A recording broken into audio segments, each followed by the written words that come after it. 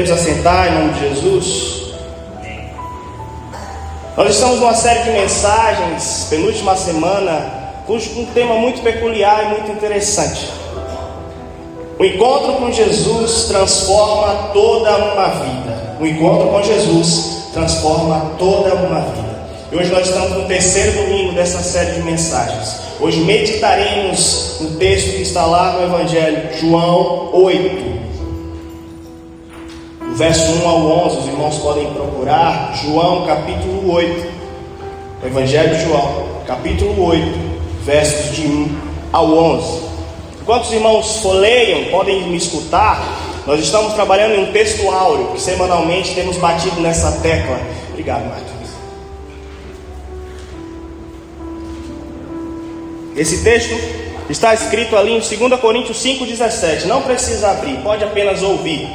Portanto, se algum homem está em Cristo, ele é nova criatura. As coisas velhas são passadas, e eis que tudo se fizeram novo. As coisas velhas são passadas, eis que tudo se fez novo. Queridos irmãos, mais uma lição de um personagem que a Bíblia nos apresenta, que encontrou Jesus e sua vida foi totalmente transformada. Nós veremos na leitura do texto a seguir que essa mulher encontra Jesus numa situação de condenação, numa situação pronta para morrer, entregue à morte, entregue aos seus acusadores. E Jesus não a condena, Jesus a salva, Jesus a livra da morte e muda a sua vida para sempre.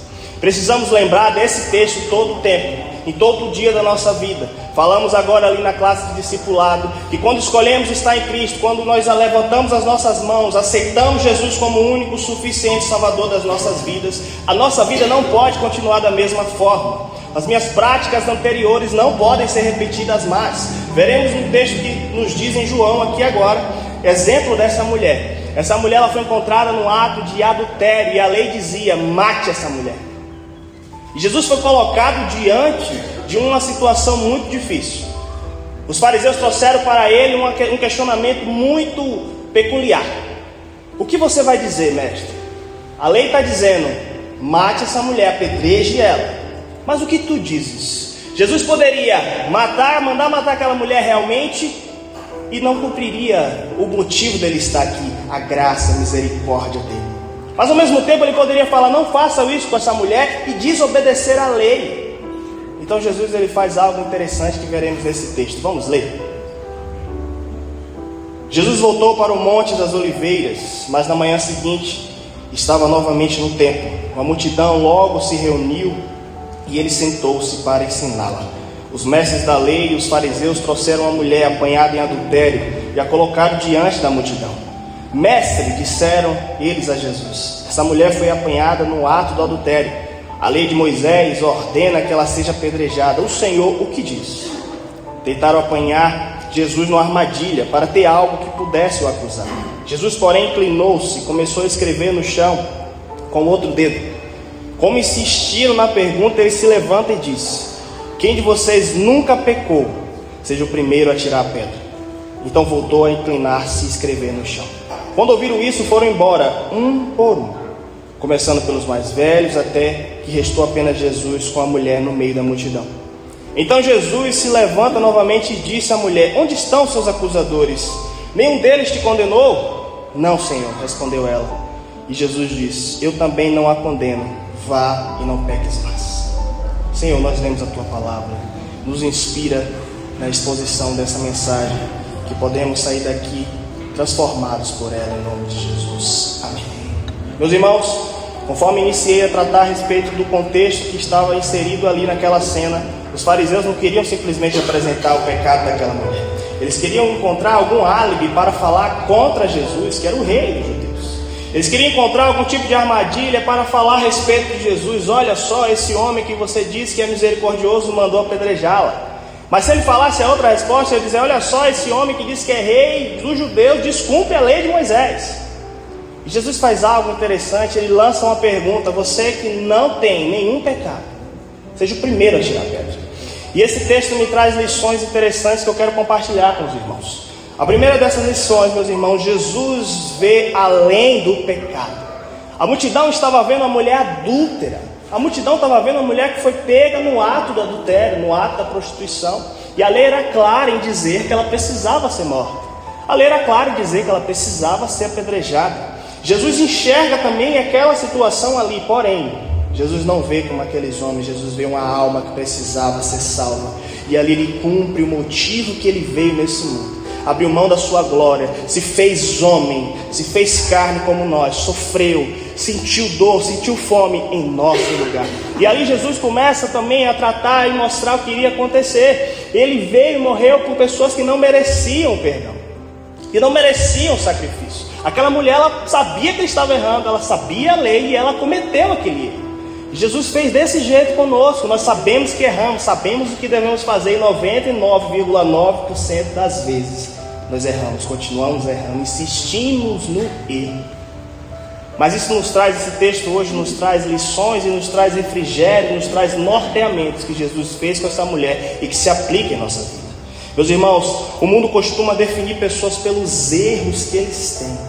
Nós precisamos parar de olhar para o outro com esse olhar de julgamento, achar que eu sou superior do que o meu irmão porque eu estou numa posição de liderança na congregação, achar que eu sou superior do que o meu irmão porque eu tenho anos e anos, eu fundei essa igreja. Nada adianta, meu irmão, se a sua vida não foi transformada por Jesus. De nada adianta se eu não buscar ser imitador de Cristo, assim como a Bíblia me orienta e me ensina a ser. Eu não sou absolutamente nada sem Jesus na minha vida. Eu preciso lembrar que Jesus Cristo é o único digno de receber a nossa adoração.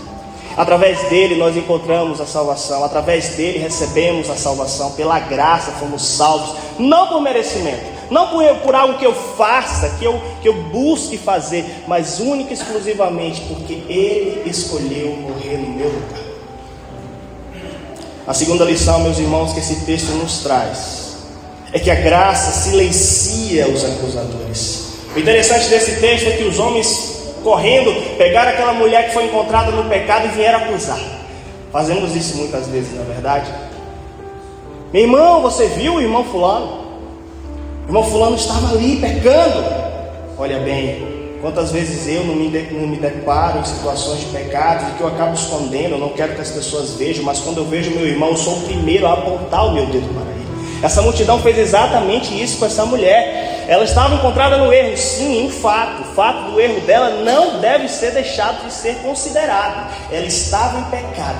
Mas o ponto principal desse segundo tópico aqui que me trouxe de lição é que os acusadores estavam frenéticos, querendo que ela fosse morta, querendo que ela fosse apedrejada. Eles estavam babando para esse momento acontecer. Ela vai ser morta porque ela foi pega em adultério. Ela sabia que ela não deveria, mas ela quis. Ela fez porque ela quis. Vamos lembrar do que nós fazemos? Ele não serve a Deus porque ele não quer. Vamos lembrar do que nós fazemos? Ele não vai para a igreja porque ele não quer, eu desisto dele. Vamos lembrar do que nós fazemos? Ele está errando, ele está no mundo, ele está no bar, ele traiu a esposa porque ele quis. E eu desisto dele. Aí eu pergunto à igreja, se Jesus tivesse esse tipo de sentimento por nós, onde estaríamos hoje, queridos? Se Jesus tivesse esse mesmo pensamento que a multidão teve, que nós temos muitas vezes, onde nós estaríamos hoje? Será que com essa oportunidade de adorar o Senhor, de ouvir sobre a palavra de salvação, ou realmente perdidos e condenados? Ainda bem que Jesus não teve o mesmo sentimento que nós temos muitas vezes. A graça silencia os acusadores. Jesus pergunta: quem de vocês estiver sem pecado, seja o primeiro a tirar a pedra. Aqui é muito interessante que Jesus não fala, não atire a pedra. Pelo contrário, ele fala, tire a pedra nessa mulher. Mas você tem que estar puro para você fazer isso. Atire a pedra nela, seja o primeiro. Mas você tem que estar limpo para fazer isso. Atire a pedra nela, seja o primeiro. Mas você não pode ter pecado para fazer isso. Aqui Jesus apresenta uma verdade que precisamos lembrar. Nós somos iguais diante de Deus, todos pecadores diante de Deus, e sem Cristo não alcançamos a redenção. Às vezes a gente quer nivelar o pecado, porque ele traiu a esposa, ele não pode mais existir. Eu menti. Não, mas é uma mentirinha boba do dia a dia. Diante de Deus nós estamos pecados e podres e sujos do mesmo jeito, e precisamos de redenção em Cristo Jesus. Precisamos parar de pensar que o nosso nível de pecado é menor ou maior do que o outro. Precisamos lembrar que em Cristo que nós somos redimidos, em Cristo que nós somos lavados. É o sangue de Jesus que nos purifica. Então em Cristo nós viemos do pecado e por conta dele, por conta do sacrifício dele, da graça dele, por vontade e misericórdia dele, temos a oportunidade de novamente ser ligados a Deus. Precisamos lembrar disso, amado igreja. Terceira lição que esse texto nos traz: Jesus não condena quem se arrepende. O interessante é que quando todos foram saindo um por um e olharam para dentro de si, o que falta em nós muitas vezes, examinar nosso interior, ver os nossos problemas, as nossas falhas, os nossos erros, e falar: Senhor, eu não sou digno de estar na sua presença, obrigado porque o Senhor não pensa como eu penso de mim mesmo, ou como eu penso do meu irmão que está aí na minha frente. Obrigado porque o Senhor não pensou isso no momento da cruz e desistiu porque sabia que eu iria virar minhas costas para o Senhor um dia. No ano 2026, por qualquer motivo, por um olhar diferente do meu irmão, por uma palavra errada que alguém falou, eu desisto da fé, eu saio daqui, nunca mais eu apareço porque eu sou sensível. Imagina se Jesus pensasse em nós desse jeito, nós estaríamos perdidos e não encontraríamos a redenção. Obrigado, Jesus, porque o Senhor não pensou assim. Jesus não condena quem se arrepende. A mulher, onde estão aqueles que te condenaram, que te acusaram? Ela responde: ninguém, Senhor. E Jesus declara: nem eu a condeno. O interessante dessa frase, desse diálogo entre Jesus e a mulher, é muito clara. Jesus era o único que não tinha pecado, então ele era o único que tinha a possibilidade e permissão de lançar pedra naquela mulher. O único. Porém, ele não a condena. Ele vem para fazer o que fez conosco, morrer pelos nossos pecados, pelo pecado daquela mulher, redimir o pecado daquela mulher, lavar aquela mulher, perdoar aquela mulher. E a quinta lição que nos traz, meus irmãos, interessante ainda para finalizar essa lição, esse terceiro tópico, é que Romanos 8:1 declara que nenhuma condenação há para nós que estamos em Cristo Jesus. Mas vem a segunda parte do versículo que às vezes nos passa despercebido: que não vivem segundo a carne, mas segundo o Espírito. Nós estamos meditando nessa série de mensagens com o texto áureo de 2 Coríntios 5:17, que diz que estando em Cristo, a minha vida precisa mudar. Às vezes nós estamos na igreja, dizemos que aceitamos Jesus, nos batizamos, inclusive fazemos todo ritual que precisa ser feito, mas não muda nada. Eu continuo com o meu pecado de estimação, achando que está tudo bem, que está tudo certo, que está tudo legal. Diante de Deus eu preciso tomar um posicionamento. A vida cristã requer o nosso posicionamento. A salvação não é pela nossa ação, é pela graça de Deus. Mas ela entrando em nós estando em Cristo, eu preciso dizer não ao meu eu preciso dizer não ao pecado, eu preciso dizer não ao meu gosto que bate na minha porta todo dia, todo o tempo. Ou você acha que o inimigo vai botar para nós pratos que a gente vai rejeitar? Pelo contrário, ele coloca para nós aquele prato que nós não conseguimos rejeitar sem Jesus, que a nossa carne precisa, que a nossa carne anseia, que a nossa carne grita. O texto é muito claro: nenhuma condenação há para os que estão em Cristo Jesus. Nós precisamos deixar de andar segundo as nossas vontades, a carne, aquilo que nos guia antes de Cristo, e passar a andar guiados pelo Espírito Santo de Deus, que é o que nos convence do pecado, da justiça, do juízo. Quarta lição, meus irmãos, que esse texto nos traz: o perdão não é uma licença para continuar no pecado. Isso é muito sério, meu irmão. O perdão não é uma licença para continuar no pecado. Jesus termina dizendo: eu não a condeno, vá e não peques mais. Jesus poderia dizer: vá, você está curada, você está perdoada, você está salva. Mas ele deixa um alerta fundamental: vá e não repita o seu erro. Aqui não significa dizer que a mulher saiu dali santa, imaculada, que ela nunca mais iria pecar. Mentira, hipocrisia. Somos humanos, erramos. Mas ali deixa uma lição clara: você sabe do seu erro, você sabe onde Jesus te perdoou, você sabe onde você estava, você sabe aquilo que te prendeu, aquilo que te afastou do Evangelho, aquilo que te afastou de estar na presença do Senhor. Você sabe aquilo que você peca todo dia que desagrada ao Senhor. Eu te perdoo, mas não repita. Siga a sua vida, deixe para trás as coisas passadas, deixe para trás o seu velho homem, deixe para trás o seu pecado de estimação. Pare de ser teimoso e achar que eu não sei de nada. Jesus nos conhece antes mesmo de existirmos. Assim o texto nos fala em Salmo 139. Antes de eu ser formado no ventre da minha mãe, Ele já me conhecia. Antes das palavras saírem da minha boca, Ele já conhece o meu coração. Então, se tem um ser que a gente não engana, é o Senhor. Eu consigo enganar toda a igreja com a minha palavra bonita, Mas o Espírito Santo de Deus não é enganado, não é manipulado. Ele conhece o nosso interior. E eu devo ter essa responsabilidade, eu devo ter essa preocupação diária. Senhor, o Senhor conhece o meu íntimo, então eu preciso entender que eu preciso abrir mão das coisas que desagradam o Senhor. Imediatamente. A minha vida precisa ser transformada. Jesus já morreu por mim no meu lugar. A graça já me alcançou e agora eu cruzo meus braços e acho tudo natural. O perdão não é uma legalidade, uma licença para continuar pecando. Nós pecamos, encontramos perdão em Cristo quando nos arrependemos, mas precisamos deixar para trás o nosso pecado. E a última lição, meus irmãos, que esse texto nos traz: uma nova história é possível. A Bíblia não nos conta o restante da história daquela mulher. Ele conta apenas esse pedacinho daquela mulher. Ela entrou naquela conversa, entrou naquela cena, condenada pelos homens e por todas as coisas, e pela sua ação pecaminosa, que ela cometeu o ato de pecado. Isso não pode ser esquecido. Mas ela sai de lá perdoada e com a oportunidade de ter sua vida transformada por Jesus. Assim é o tema da nossa série: o encontro com Cristo muda vidas. Aconteceu com personagens que nós acabamos de ver. Primeira semana nós vimos sobre Bartimeu. Jesus ele entregou para ele a cura, mas disse: vá, a tua fé te salvou. Bartimeu escolhe seguir Jesus. Em seguida nós estudamos a respeito da mulher do fluxo de sangue. Jesus entrega para ela a cura, mas ela escolhe seguir. E agora ele traz uma lição interessante. Ele recebe, entrega o perdão para aquela mulher, mas diz: vá e não peques mais. Mude de vida, mude de perspectiva nesse instante, nesse momento. Nós precisamos acordar e entender que a vida cristã requer renúncia. Para agradar a Jesus eu preciso deixar de agradar a minha carne.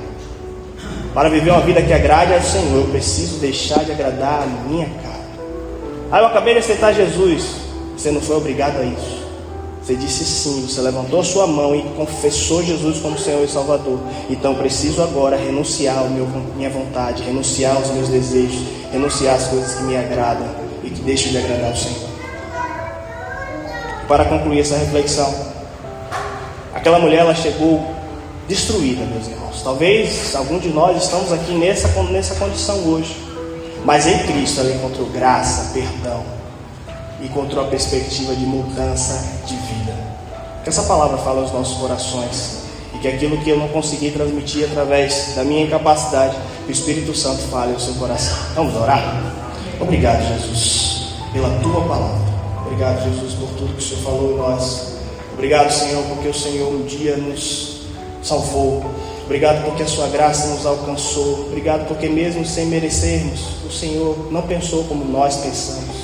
Com olhar de julgamento, com olhar muitas vezes prepotente, arrogante, nos achando superiores do que os outros. Mas o Senhor nos traz através dessa palavra uma lição especial, que em Ti nós precisamos renunciar ao nosso eu. Em Ti nós precisamos dizer não ao nosso pecado, dizer não à nossa natureza, porque em Ti nós encontramos a graça, em Ti nós encontramos o perdão, em Ti nós encontramos a redenção. E por conta do Senhor nós somos religados ao Pai e temos a vida eterna contigo, que o Senhor tem preparado um lugar para nós. Então minha palavra nessa noite é de gratidão, porque um dia o Senhor me escolheu, de gratidão porque um dia o Senhor me salvou, e que nós possamos não achar normal o pecado, não normalizar o pecado. Não é fácil, mas em Ti é possível. Obrigado, Jesus, por tudo. Essa é a nossa oração.